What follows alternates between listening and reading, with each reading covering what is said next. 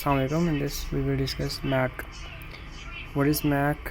Actually, this is the concentration of an inhalational agent in the alveoli at which 50% of the patients show no response to the standard painful stimulus.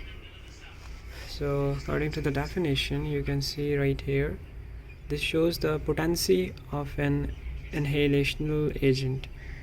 You can see कि अगर किसी agent की Mac ज़्यादा है, Mac ज़्यादा होने का मतलब ये है कि उसकी कंसंट्रेशन ज़्यादा चाहिए 50% ऑफ द पेशेंट के अंदर, जो है वो इमोबिलिटी क्रिएट करने में. इमोबिलिटी मतलब वही कि कोई उसको आप सर्जिकल इंसिजन देते हो तो वो पेशेंट जो है वो इमोबाइल रहता है, वो उस पर कोई स्टिमुलस पे रिएक्शन शो नहीं करता. So that's MAC. तो अगर किसी ड्रग की मैक ज़्यादा है तो इट मीन्स कि उसकी पोटेंसी कम होगी, यानी उस ड्रग की कंसंट्रेशन ज़्यादा चाहिए होगी 50% जो है वो पेशेंट के अंदर इमोबिलिटी क्रिएट करने में. So immobility is the easiest anaesthetic end point. मतलब अपने देखना है कि ये बंदा जो है वो एनेस्थीसिया, जनरल एनेस्थीसिया इसका हो गया या नहीं. तो आप क्या चेक करते हो? उसकी इमोबिलिटी चेक करते हो. आप उसको एक स्टैंडर्डाइज्ड पेनफुल स्टिमुलस देते हो, अगर वो उसके अगेंस्ट कोई उसकी मूवमेंट शो नहीं होती, सो दैट मीन्स कि आपने उसको जनरल एनेस्थीसिया दे दिया. सो अगर 1 मैक का क्या मतलब होता है? 1 मैक पहले भी बताया था कि अगर आपकी FA/F1 जो है वो इक्वल हो जाए, यानी कि अगर आपकी रेशो FA/F1 बराबर हो जाती है, तो that means you have reach the point 1.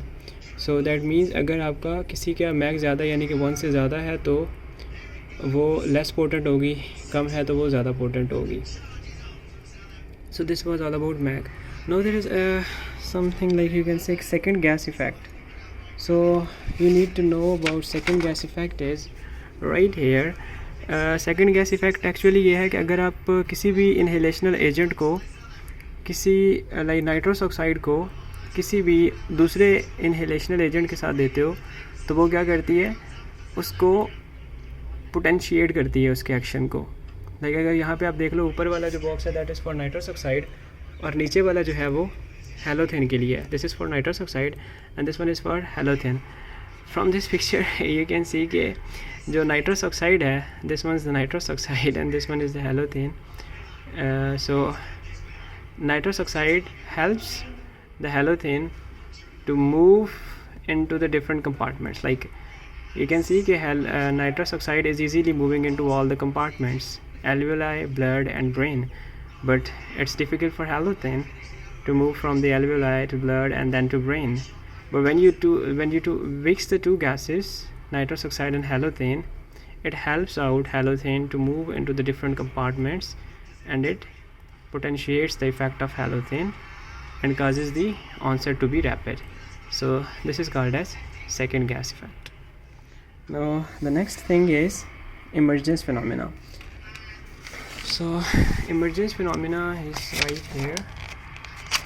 And so this is actually the adverse effect when a patient was at general anesthesia and you withdraw the anesthetic agent. So all these symptoms can happen in the patient. There can be hypertension, there can be tachycardia, there can be ischemia of the heart, there can be excitement, neurological symptoms, shivering and respiratory depression.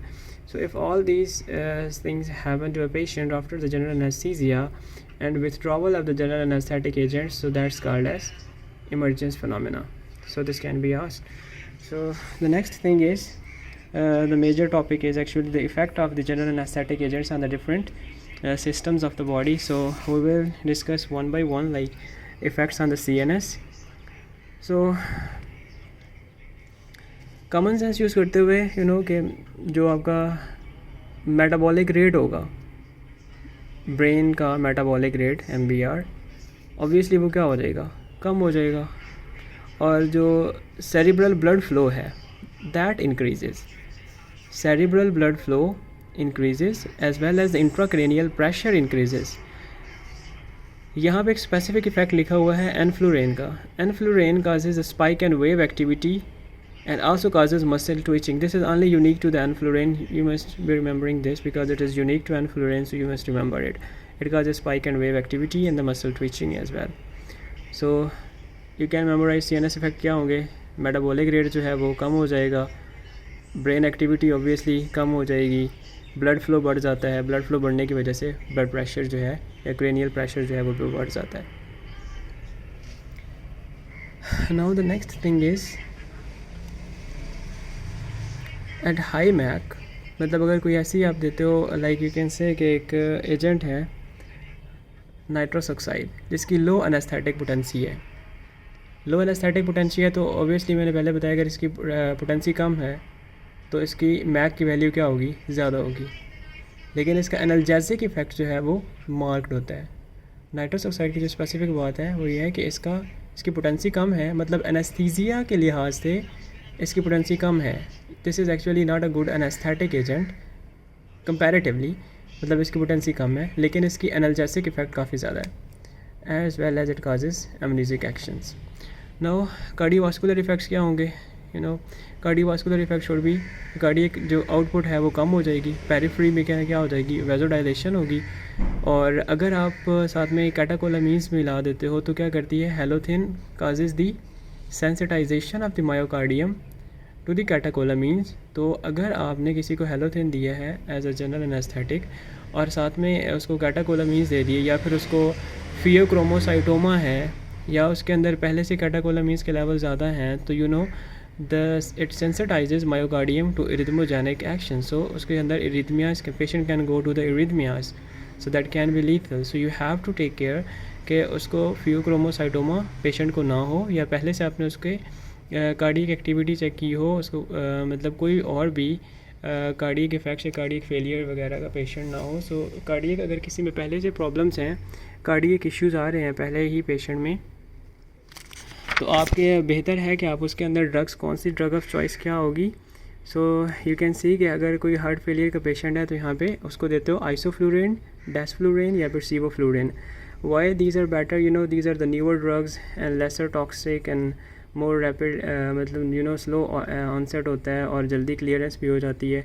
So these better preserve the cardiac output as well as these reduces the pre load, you know ventricular filling as well as decreases the after loads. You know अगर एक drug जो है वो pre load भी कम कर रही है और आफ्टर लोड भी कम कर रही है तो उसकी वजह से क्या होगा, क्या मायोकार्डियम के जो अगर किसी में पहले मायोकार्डियल डिफेक्ट्स हैं, उसको मायोकार्डियम सही से काम नहीं कर रहा तो वो उसको प्रिजर्व के तौर पे काम करेगी, उसको हेल्प आउट करेगी.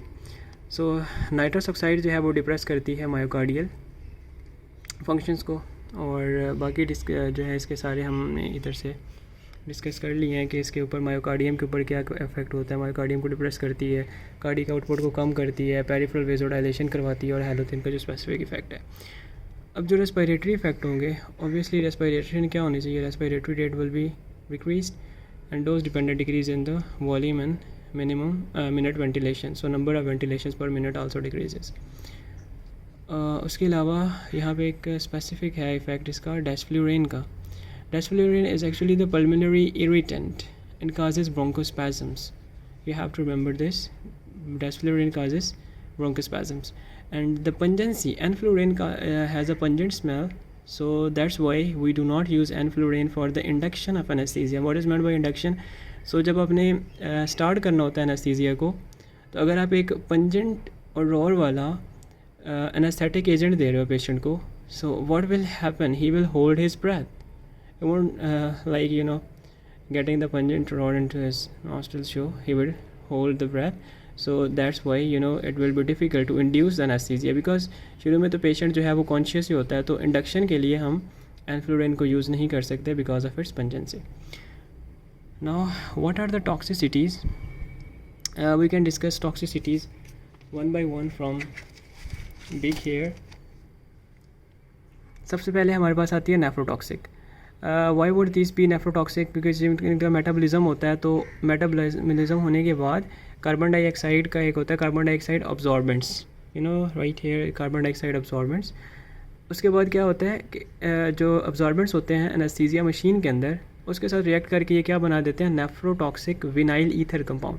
सो this vinyl ether compound which is also called as compound A, this is actually the nephrotoxic. So this is how these get converted into the nephrotoxic. Remember, anaesthetic machine के अंदर carbon dioxide के साथ react करते हैं, nephrotoxic vinyl ether compound बनाते हैं जिसको compound A बोलते हैं, that is nephrotoxic. Next is haemotoxic. Haemotoxicity क्यों होती है? क्योंकि जो नाइट्रस ऑक्साइड है ये मैथ्योनिन सिंथेस की एक्टिविटी को कम करता है। मैथ्योनिन synthase activity it is actually enzyme required for the blood synthesis. तो बोन मैरो के अंदर क्या होता है? मेगालोब्लास्टिक बोन मैरो चेंजेस आती हैं, मेगालोब्लास्टिक एनीमिया हो जाता है। Okay, so desflurane is also the most कि आप इनहेलेशनल एजेंट्स जो हैं इनको आप डेंटल प्रोसीजर्स के लिए भी यूज़ करते हो, तो वहाँ पे कार्बन मोनोऑक्साइड जो है ये जनरेट कर सकते हैं। तो carbon monoxide is toxic. What is malignant hyperthermia? Malignant hyperthermia is actually caused when you are giving inhalational anesthetics with muscle relaxants like succinyl choline के साथ अगर आप दे देते हो तो उसकी वजह से मैलिग्नेंट हाइपरथर्मिया होता है, जिसमें क्या होगा? टैकीकार्डिया हो गया, मसल रिजिडिटी होगी, हाइपरथर्मिया होगा, हाइपरकैप्रिया होगा, हाइपरकिलीमिया होगा। और होता क्यों है? उसकी वजह क्या है कि सिस्टोलिक कैल्शियम लेवल्स बढ़ जाते हैं। कैल्शियम के लेवल बढ़ेंगे तो मसल की एक्टिविटी ऑब्वियसली बढ़ जाती है, जिसकी वजह से रिजिडिटी आती है। तो आप ट्रीटमेंट कैसे करते हो? You give dantrolene. What dentrolin does, it reduces the calcium release from the sarcoplasmic reticulum. So dentrolin release of the calcium from the sarcoplasmic reticulum कम करेगी, जिसकी वजह से मसल की रिजिडिटी और मसल की एक्टिविटी एक्साइटेबिलिटी वो जो है कम हो जाएगी और हाइपरथर्मिया को ट्रीट करेगी। फिर है हमारे पास हेपेटोटॉक्सिसिटी। हेपेटोटॉक्सिसिटी में हमने एक ही डिस्कस की थी, वो पहले बताया था कि हैलोथेन है जो कि हेपेटाइटिस काज करवाती है। क्यों करवाती है? क्योंकि इसका मेटाबॉलिज्म जो है वो उसी के थ्रू होता है। तो या तो यहाँ पे ये डायरेक्टली हेपेटोटॉक्सिक हो सकती है, या फिर हाइपोवोलेमिक शॉक की वजह से, या फिर वोलेटाइल एनेस्थेटिक टॉक्सिसिटी की वजह से। It also causes fulminant hepatic failure. एक वर्ड है ये भी याद कर लेना, फुलमिनेंट हेपेटिक फेलियर। मतलब this is actually above the acute hepatic failure, उससे भी ज़्यादा जो है वो सीवियर सिम्टम्स होती हैं इसमें। बाकी इसका कैसे हेपेटोटॉक्सिक है, this is unclear, but you can say कि इसकी वजह से रिएक्टिव मेटाबोलाइट्स बनते होंगे, फ्री रेडिकल्स हैं जो इनिशिएट करते हैं इम्यून रिस्पांस को, और वो जाके फिर हेपेटिक डिस्ट्रक्शन और डिसफंक्शन और हेपेटाइटिस काज करवाते हैं। फिर आ गई क्रॉनिक टॉक्सिसिटी। अगर आप ज़्यादा यूज़ करोगे इनका तो उसकी वजह से these are mutagenic, teratogenic as well as the reproductive. So teratogenic effects होते हैं इसके, although not of course you cannot experiment whether it is teratogenic or not, but in the rodents you have seen the effects of halothane and fluorine isoflurans, that's sevoflurane to be teratogenic. And next is carcinogenicity. Although the carcinogenic nature has not been clearly observed, but you can say that these are carcinogenic. I mean, not clear, but yet it's written here there can be carcinogenic nature of these. So these were all the adverse effects, or you can say the toxicities of inhaled anesthetic agents. So I guess we are done with our all topics regarding inhalational agents, and the next one will be intravenous.